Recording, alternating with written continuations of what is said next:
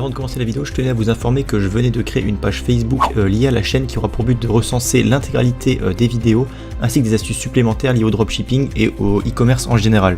Donc pour me contacter également, je reçois beaucoup de demandes d'aide privée sur YouTube, ce sera beaucoup plus simple pour moi de répondre via Facebook. Donc le lien de la page est en description de la vidéo. Bonjour à tous, aujourd'hui je vois beaucoup de personnes qui se plaignent de ne faire aucune vente alors que leur pub Facebook semble fonctionner ou tout du moins tourne depuis assez longtemps. Faut savoir que la publicité ne fait pas tout, c'est souvent un problème de marketing et ou de back-end. Et c'est ce que je vais vous montrer aujourd'hui en 4 étapes, tout du moins 4 points majeurs à aborder dans vos boutiques e-commerce. Donc la première étape, le premier point, ça va être le retargeting. J'en avais parlé dans une précédente vidéo. Le retargeting c'est important voire indispensable si vous souhaitez progresser rapidement. Je le rappelle, c'est le fait de recibler des personnes ayant déjà visité votre site et c'est en moyenne 98% des gens qui n'achètent absolument rien la première fois. Il y a quelques mois de ça, j'avais reçu un message Facebook en message privé d'une personne me demandant de l'aider dans ses techniques de marketing. J'avais pris un peu de temps pour lui expliquer ce que c'était le retargeting, comment mettre ça en place, etc. Et en moins de 10 jours, ses ventes avaient littéralement explosé. Donc il y a différentes manières de mettre ça en place. Manuellement via Facebook si vous y connaissez, ou automatiquement via des applications comme Retarget App que j'utilise sur une de mes boutiques.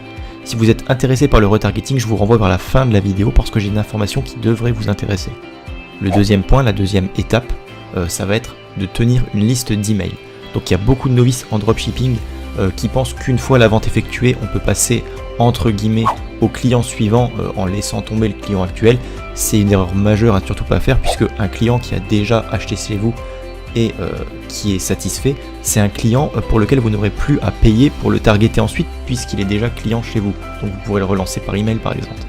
Il est donc non négligeable de tenir une liste d'emails propre et organisée.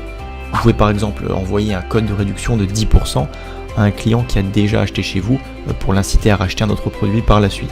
N'hésitez donc pas à faire des relances auprès de vos anciens clients en leur proposant des offres intéressantes en adéquation avec ce qu'ils ont acheté auparavant. Personnellement j'utilise Klaviyo, mais si vous n'avez pas les moyens de prendre une application qui nécessite des paiements au début, vous pouvez très bien commencer avec la gestion mailing basique de Shopify, c'est ce que j'avais fait moi dans mes débuts. Troisième étape, ça va être les upsell, downsell, cross-sell. Donc je ferai une vidéo dédiée à ces méthodes de vente. J'en avais déjà parlé pas mal de fois sur la chaîne, je le répète. C'est le fait de proposer des produits complémentaires. En gros, ça c'est pour le cross-sell. Donc comme sur Amazon par exemple, quand vous achetez un livre, on va vous conseiller d'autres livres que les gens ont acheté avec celui-ci. Le upsell, c'est quand on achète un produit et que pour un prix supplémentaire, on a une version améliorée du produit. Par exemple, chez McDonald's, quand vous prenez un menu, vous pouvez payer un petit peu plus pour avoir un menu plus grand. Et enfin, le downsell, c'est quand le produit est jugé trop cher pour la personne, que vous pouvez lui proposer un produit similaire mais un petit peu moins cher. Certains le font avec le même produit et une réduction. Bon, là, il y a différentes méthodes pour le faire. Je vous expliquerai ça dans une vidéo qui sera dédiée à ces méthodes. Et enfin, la quatrième étape, l'affichage entre guillemets temps réel des stocks disponibles et des timers.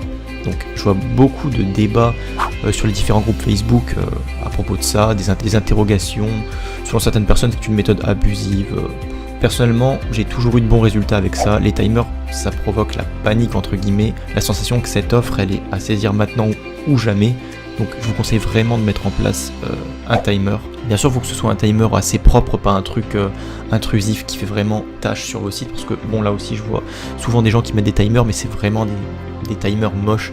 Avec l'application Heurify par exemple, vous pouvez vraiment mettre des timers propres, les configurer comme vous le souhaitez. C'est une application qui est vraiment utile et que je vous conseille d'installer sur votre shop. Si vous n'avez pas les moyens de payer une application dès le début, j'avais fait une vidéo sur l'installation d'un timer gratuitement sur votre boutique. Je vous mets le lien dans la description si vous êtes intéressé. Il y a de nombreuses méthodes supplémentaires. Je ne vais pas m'attarder dans cette vidéo, pas faire une vidéo qui dure trop longtemps. J'ai essayé de vous parler uniquement de ces 4 étapes que vous pouvez d'ores et déjà intégrer à vos boutiques si vous souhaitez progresser.